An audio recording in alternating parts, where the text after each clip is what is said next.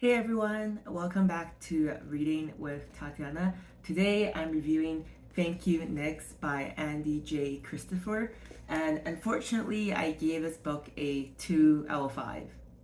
Today, my Booktuber Shoutout goes out to Michelle's library. I came across her booktube at the end of 2022. I really enjoy her content because she's very consistent with uploading and she does a mix of hauls, seasonal recommendations, and reading vlogs. I'll link her channel down below if you want to show Michelle some support. And as always, before I go into my full book review, I always appreciate it if you hit the subscribe button. If you like my content, please give this video a thumbs up. And if you've read this book or any other books by Andie J. Christopher, I'd love to hear what you thought in the comments down below. This book, Thank You Next, was published in 2022, so just last year, and the genre is contemporary romance. And specifically, if you're a huge contemporary romance fan, I would say this niche genre is enemies to lovers. Or maybe like frenemies to lovers, now that I think about it. A bit about the author Andie J. Christopher. I was actually really surprised I couldn't find that much information about her upbringing or her education or that kind of stuff. Not that your education matters, but usually with authors I find that there's usually a bit of like history about them. I did find her social media and like a few like get to know her pages on her website, but there wasn't too many facts or fun facts about her, except that she specializes in unlikable protagonists or heroines, which I definitely agree with in this book, Thank You Next. Alex, which I'll explain later, isn't very likable for me. And also, Andie was also the originator of the phrase "Stern Brunch Daddy." What Stern Brunch Daddy means is an alpha hoe meets cinnamon roll. He will have kind, caring, and supportive nature of a cinnamon roll, and the fierceness and protectiveness typical of an alpha male. I don't know if that's a good or bad thing, or maybe it's like a turn on for romantics or the Gen Z or young millennial thing. I'm an elder millennial and I don't really get what this phrase means, but I feel like it's like a TikTok expression that people will say about a guy. I don't know. Let me know in the comments down below if you heard of Stern Brunch Daddy and how it resonates with you, because for me, I don't really get it and I think it's really showing my age. A bit more about Andie is her specialty is contemporary romance. So if you enjoy her books, definitely recommend the rest of them. She has 8 total contemporary romance books out there. The premise of the book, Thank You Next. So we meet Alex, who is a divorce attorney. She's very successful in her career. She's a very typical, ambitious, driven career woman, and she has always been in a, I guess, pattern of serial short relationships.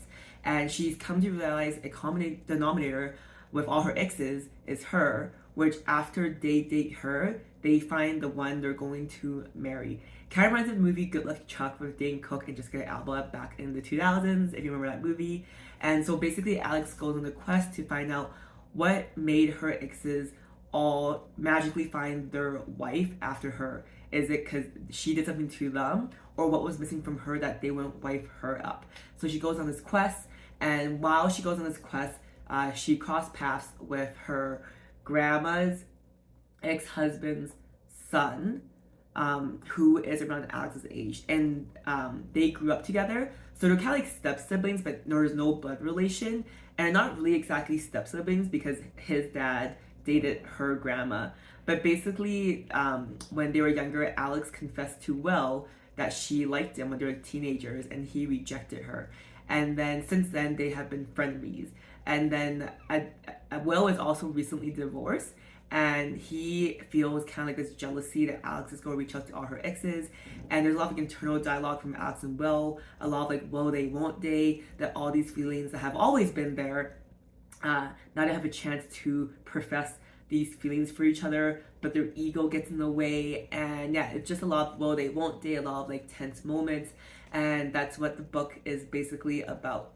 Common themes I found in this book is, as I said, there's a lot of will they, won't they between Alex and Will. It's important to speak your truth, be honest, because it can be too late. Because I kind of talked earlier that Will was recently divorced, so there was a time that he got married, and when he got married, Alex was probably like, my chance is gone.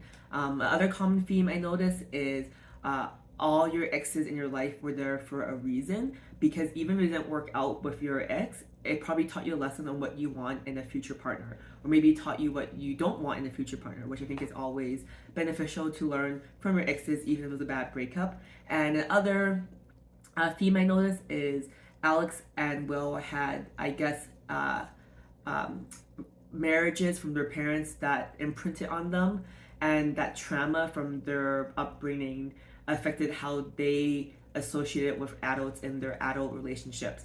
And I can really resonate with that because I am a child of divorce, and I found that when I was dating in my adulthood that I would have certain, I guess, like hang-ups that, maybe I was scared to be vulnerable with someone else. So I can see that parallel with me and Alex in this story. And the final theme I kind of noticed in this book is the idea of unconventional relationships. As I mentioned, Alex's grandmother, ex-husband is Will's father, and even though the grandma and Will's dad is divorced, the grandma and Will are still very much close and have this parental relationship, which is really great to see, but very unconventional, because how often do you stay close with your ex's child? Probably not that often, right? Things I didn't enjoy in this book. If you watch my channel, I'm not a huge fan of contemporary romance, or I generally would say I don't like contemporary romance. However, I still read it because every now and then I like to read a lighthearted book, and every now and then there will be a great contemporary romance. For me, it's always worth the risk. So there were several things I didn't like, which I find are very common in contemporary romance, which I get because it drives the plot and it drives the conflict, so I get they exist.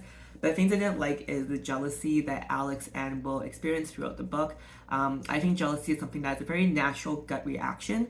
However, I think as an adult, you're able to rationalize it and not act upon it, and not react to it. So I really didn't like jealousy that was like kind of like sprinkled throughout the book, but I understand that's how we as a reader can see how things affect the characters. So I get it, but it's still hard for me to really enjoy, or it takes me out of it. Another thing I didn't enjoy is a lack of communication between Alex and Will.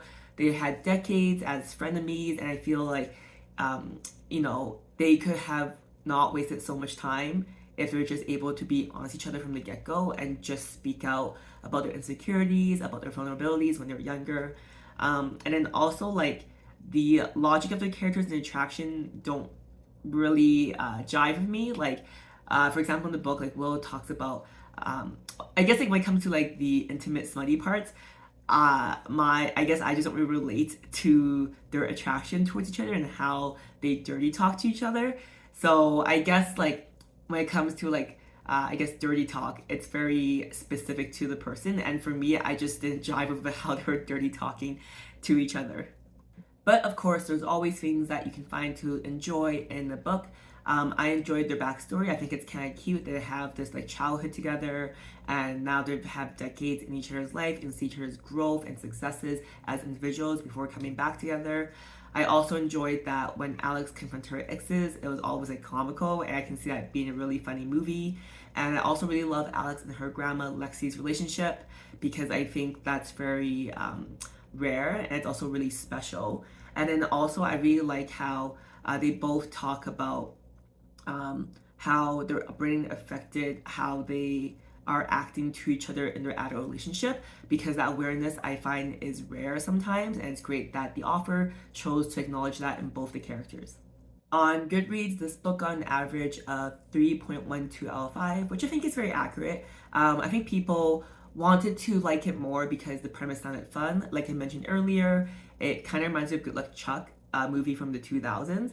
Lots of people had high hopes for protagonist Alex because it's very rare for a woman to be emotionally unavailable, and it's refreshing to see a character like that. However, they found, and I agree with this, as the plot progressed, it was very easy to lose interest in where are we going with this.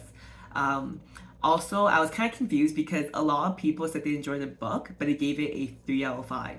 So I think that's why the average rating is 3.12, despite there were like lots of comments that people really enjoyed it. And then reasons why people liked it, in addition to a protagonist being emotionally unavailable, is they love, of course, Alex being a divorce attorney who is a strong, ambitious, career-driven woman.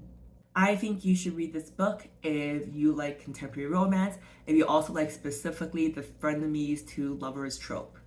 Now I'll share how this book made me feel, because if someone ever recommends me a book, I always ask them how it made them feel, because in a week, a year, 5 years from now, I probably won't remember exactly what the book was about when I read it, but also remember how it made me feel when I finished it. So this book, Thank You Next by Andie J. Christopher.